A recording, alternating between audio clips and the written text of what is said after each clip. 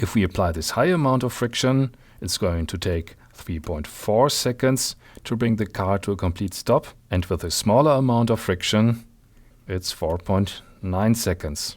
And now let's look at how to compute this. We have to take two different forces into account. The force due to friction, braking that is, and the force due to gravity.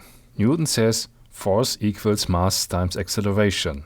The force due to friction equals the mass of the car times the deceleration, as we are braking, of the car. But the force exerted due to friction is a multiple of the force exerted by gravity, with a proportionality constant mu. And what's the force exerted by gravity? It's the mass of the car times the gravitational acceleration of the Earth. You see that's Newton's law applied in the reverse direction. If you look closely, you see that mass cancels from both sides of the equation, and the deceleration equals the constant of friction times the gravitational acceleration.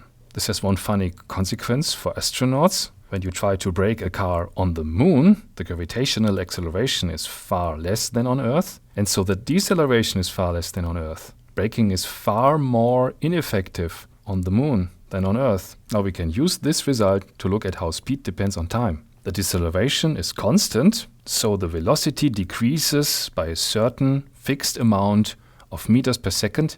The relationship between velocity and time is linear, and the slope of this line is given by the acceleration. If this side has a length of 1, this side has a length of a, the acceleration, which is, as we now know, the constant of friction times the gravitational acceleration. You see two similar triangles in here.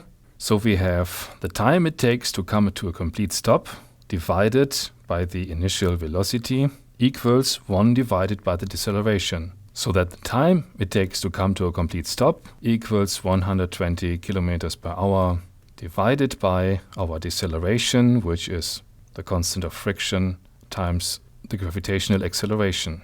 We have to go from kilometers per hour to meters per second. The gravitational acceleration equals 9.81 meter per second squared.